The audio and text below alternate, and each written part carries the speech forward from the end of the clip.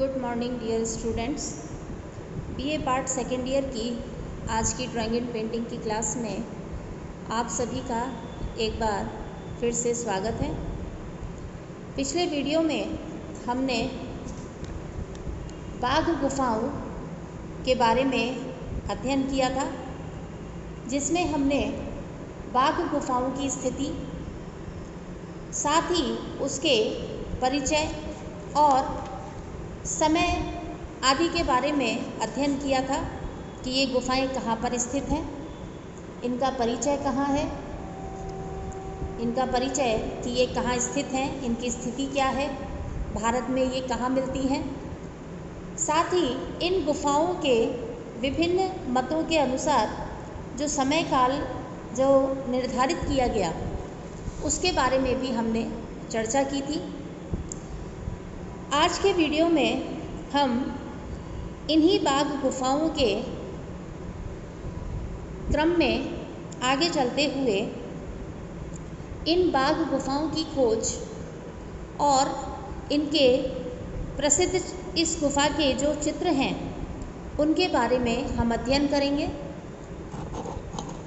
सबसे पहले हम ये जानेंगे कि विश्व के सामने ये गुफाएं किस प्रकार आईं, अर्थात इनकी खोज किस प्रकार हुई और किसने की और कब इनकी खोज की गई, इनकी खोज का समय क्या था, खोज किसके द्वारा की गई और किस प्रकार हुई।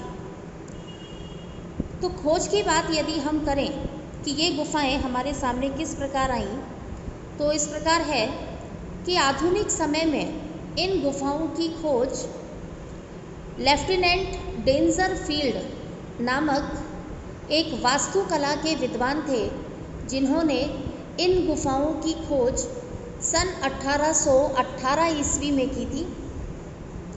इसके बाद डॉक्टर ई इम्पे आप भी एक काफ़ी माने हुए विद्वान थे, जिन्होंने बाघ गुफाओं पर इसकी खोज के बारे में और इन गुफाओं पर एक विस्तृत लेख प्रकाशित करवाया था। 1907 से 1908 के मध्य कर्नल C.E. लुवार्ड ने इस पर एक लेख पुनः प्रकाशित करवाया, जिसके द्वारा भी हमें इन गुफाओं के बारे में जानकारी प्राप्त हुई। इसके बाद सन 1910 में असित कुमार हलदार ने कुछ इन गुफाओं में जो चित्र चित्रित हैं उनके रेखा चित्र यानी स्केच बनाकर उसके साथ एक अपना लिखा हुआ लेख भी प्रकाशित किया, जिसके द्वारा 1910 में ये चित्र पुनः हमारे समक्ष आए। इसके बाद 1925 में मुकुल चंद रे ने अपने इन गुफाओं और यहाँ पर जो चित्रित चित्र हैं उन पर अपने विचार प्रकाशित किए।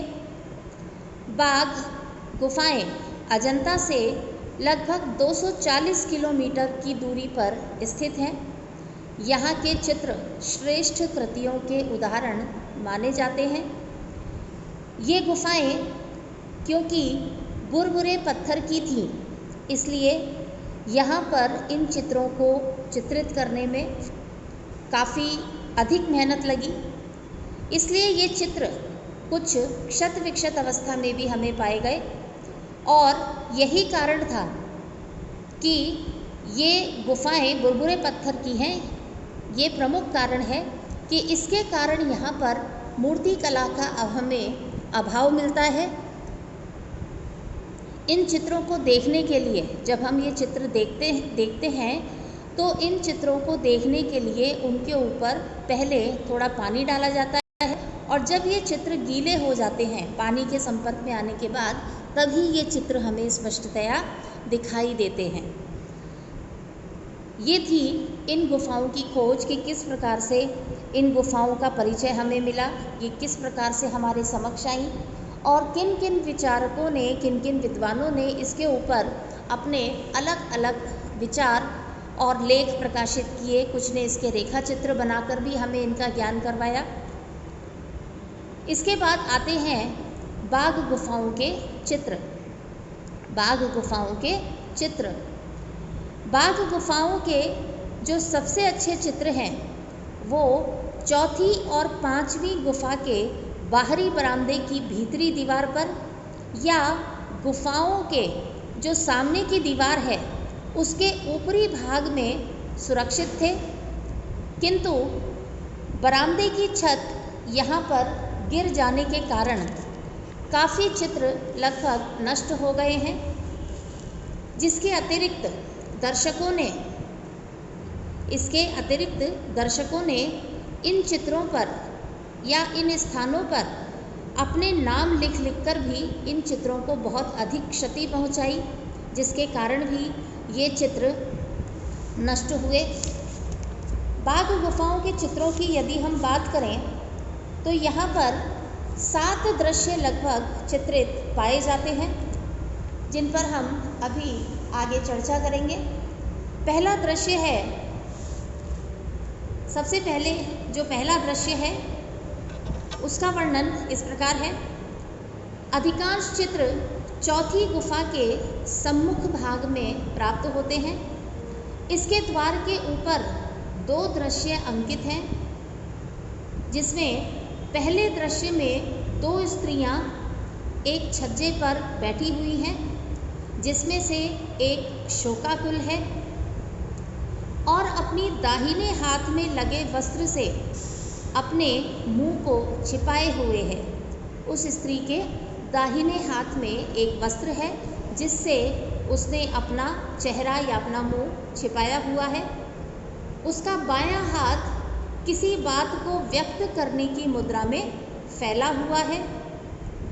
दूसरी जो स्त्री है वह समवेदना और सहानुभूति में उसकी करुण कहानी सुन रही है। इस छज्जे की छत पर 2 नीले कबूतरों की जोड़ी बनी हुई है, जो किसी प्रणय प्रसंग का यहाँ पर प्रतीक मालूम होता है। संभवतः यह किसी विरहिणी का चित्र है। इस विरहाकुल स्त्री के चित्र को कुछ विद्वानों ने बुद्ध के विरह में व्याकुल यशोधरा का चित्र बताया है। इस चित्र में हस्त मुद्राएं दर्शनीय हैं, बहुत ही सुंदर हैं और यहाँ पर सुंदर हस्त मुद्राओं के साथ करुण रस का भाव हमें स्पष्टतया दिखाई देता है। ये था पहला दृश्य। इसके बाद आता है दूसरा दृश्य। दूसरे दृश्य में 4 गहरे वर्ण के आभूषणधारी पुरुष किसी गंभीर वार्ता में निमग्न हैं। वे सभी 4 यहाँ पर डार्क रंग से बने हुए पुरुष हैं, आप जिन्होंने आभूषण पहने हुए हैं और कोई गंभीर वार्तालाप में व्यस्त दिखाए गए हैं। ये सभी पुरुष आकृतियाँ पालथी बांधे हुए नीली तथा पीली आसनियों या गद्दियों पर बैठी हुई हैं। इन आकृतियों की पृष्ठभूमि में उद्यान यानी बगीचे का आभास होता है। पीछे बैक में इन पुरुषों ने धोती पहनी हुई है, गले और हाथों में आभूषण है। सिर पर मुकुट जैसा एक आभूषण है, जिससे यह प्रतीत होता है कि संभवतः ये कोई मंत्री या राजपुरुष रहे होंगे। ऐसा माना जाता है कि यह दृश्य राजा द्वारा बौद्ध धर्म स्वीकार करते समय का लगभग बनाया गया होगा। इसके बाद आता है तीसरा दृश्य। तीसरे दृश्य में स्पष्ट रूप से यहाँ आकृतियों के 2 समूह हैं, जो एक के ऊपर एक बनाए गए हैं, किंतु यह निश्चित रूप से नहीं कहा जा सकता कि ये एक ही प्रसंग के चित्र हैं या एक ही दृश्य की घटनाएं हैं। ये स्पष्ट नहीं है कि ये एक ही प्रसंग के चित्र हैं, एक ही कहानी से रिलेटेड हैं या एक ही दृश्य की घटनाएं हैं। ऊपर वाले भाग में 6 पुरुष आकृतियां बनी हुई हैं। ये आकृतियां हवा में उड़ रही हैं और बादलों से आच्छादित हैं, यानी बादलों से घिरी हुई हैं। नीचे वाले भाग में केवल 5 सिर शेष बचे हुए हैं, जो स्पष्ट रूप से गायिकाओं के चित्र हैं, क्योंकि बीच वाली स्त्री के हाथ में एक वाद्य यंत्र है, जिससे हमें यह पता चलता है कि यह गायिकाओं का दल है। एक के हाथ में वीणा है और कुछ के हाथ में अन्य दूसरे वाद्य यंत्र हैं। इन स्त्रियों के जो केश हैं, जो बाल हैं, वे जूड़े में बंधे हुए हैं। इस चित्र में नीले रंग से जड़ाऊ आभूषण बनाए गए हैं, जो कि बहुत सुंदर हैं। यह नीला रंग लेपिस लाजुली है, जिसका प्रयोग हमें अजंता के चित्रों में भी दिखाई देता है। और ये जो लेपिस लाजुली रंग है, यह फारस से आयात करके मंगवाया जाता था। इसके बाद आता है चौथा दृश्य। इस चौथे दृश्य में स्त्री गायिकाओं के 2 दलों को चित्रित किया गया है।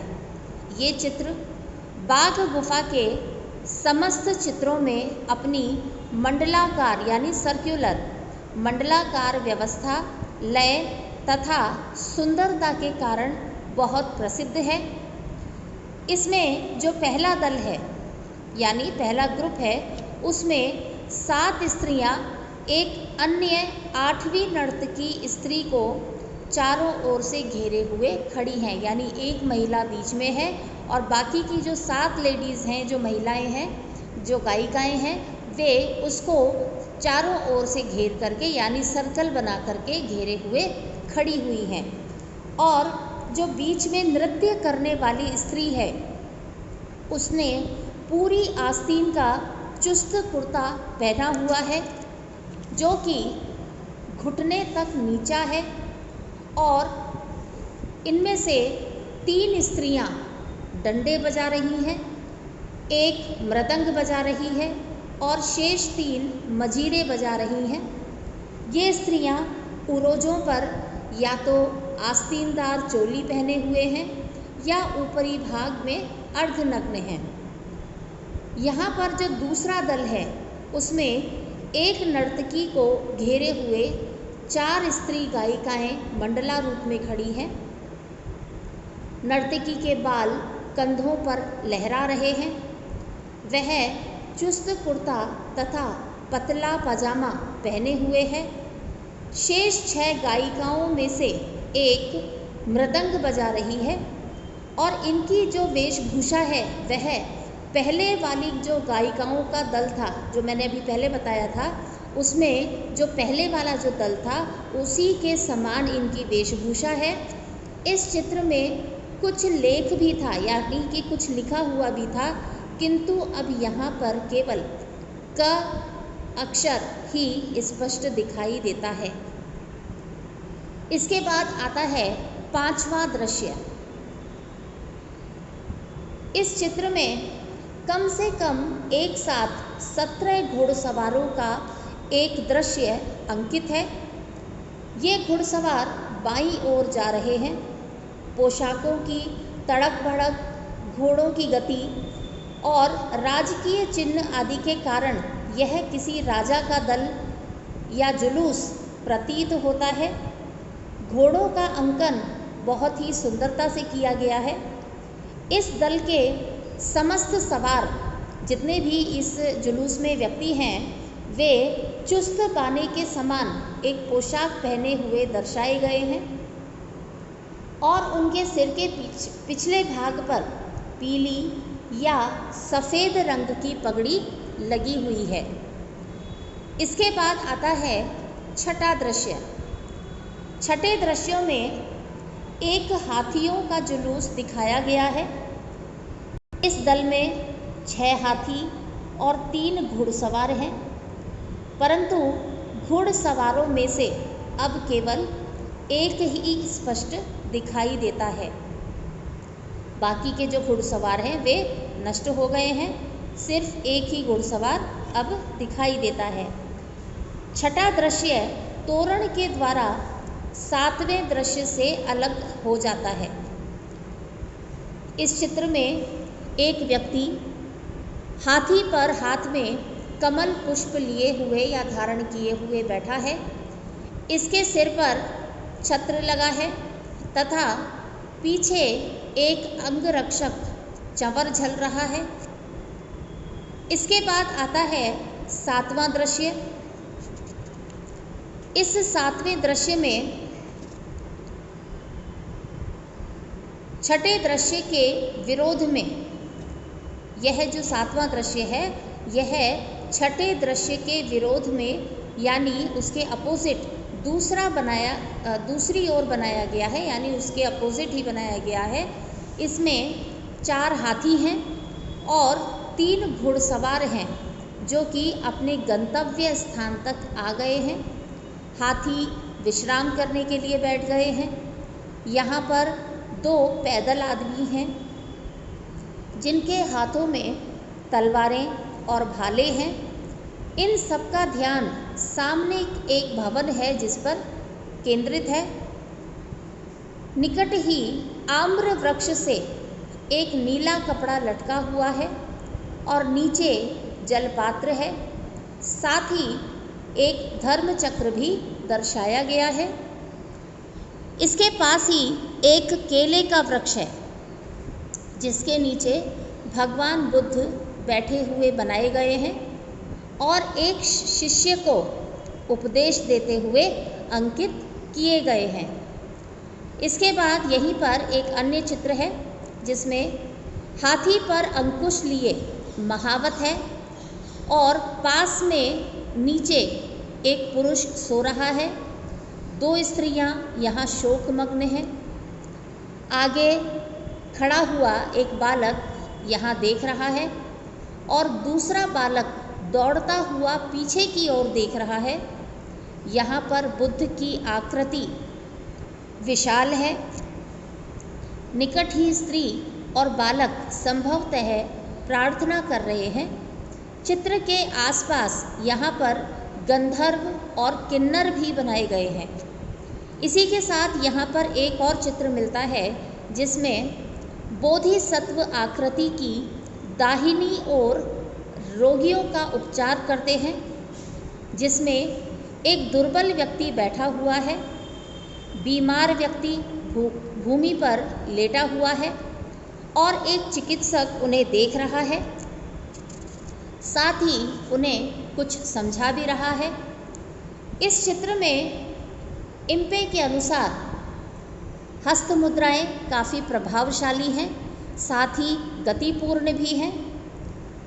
चौथी गुफा में खंभों पर पिछली पंक्ति पर कुछ सुंदर आलेखन बने हुए हैं जो कि अजंता की भांति प्रतीत होते हैं, जिनमें फल, बेल, पशु, पक्षी आदि अंकित हैं। तीसरी गुफा हाथी खाना के नाम से जानी जाती है। इसका केंद्र कक्ष जो है वह बोधिसत्वों का रहा होगा। पीछे केवल अब आभा मंडल रह गया है और पास ही चीवर युक्त कुछ आकृतियां हैं। चौथी गुफा के उत्तर की ओर भी कुछ चित्र अवशेष प्राप्त होते हैं जो अधिक लगभग स्पष्ट नहीं है। छठी गुफा में गौतम बुद्ध के यहाँ पर अनेकों चित्र हैं जिसमें उशनीश बुद्ध हैं जो कि सुंदर चित्र अब अवशेष मात्र रह गया है। बाघ गुफाओं में काले, सफ़ेद तथा हिरौंजी के रंग के प्रयोग से यहाँ पर आलेख उत्तम बनाए गए हैं जो कि लय तथा आकारों की पूर्णता में अजंता को मात करते हैं। इन आलेखों से मनमुग्धकारी पक्षी, शुक, सारिका, कुक्कुट, हंस, कोयल, मोर, सारस, चकोर तथा बतख आदि का कमलनाल, लताओं तथा पुष्पों के बीच बीच में इनका अंकन किया गया है। यहाँ जो रंगीन चित्र मिलते हैं उनमें नीले, लाल और पीले विरोधी रंगों का उनमें प्रयोग किया गया है। कार्ल खंडालावाला ने, एक विद्वान हैं जिनका नाम है कार्ल खंडालावाला, ने एक स्थान पर मुर्गी या चूजों वाला चित्र भी यहाँ पर बताया है। यहाँ चट्टानें बलुए पत्थर की हैं, जैसा कि मैंने पूर्व में बताया, जो कि शीघ्रता से नष्ट होती हैं। इस पर पहले चूने का प्लास्टर चढ़ाया जाता था, फिर रेखांकन होता था और उसके बाद सपाट वॉश रंगों से रंगा जाता था।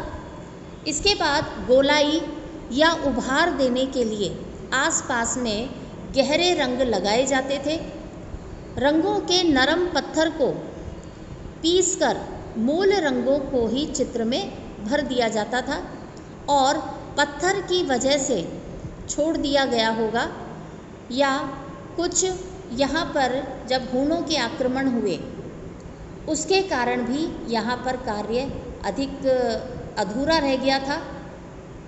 यहाँ पर रेखाओं का प्रयोग हमें अधिक मिलता है और जो पक्षी चित्रण मिलता है उनमें हमें सजीवता अधिक दिखाई देती है। ये था आज बाघ गुफाओं का परिचय के साथ हमने आज खोज और बाघ गुफाओं की जो प्रसिद्ध दृश्य हैं, जो प्रसिद्ध चित्र हैं, उनके बारे में हमने चर्चा की। आज के लिए बस इतना ही। इसके बाद हम नए विषय पर नए वीडियो में मिलेंगे। तब तक के लिए धन्यवाद।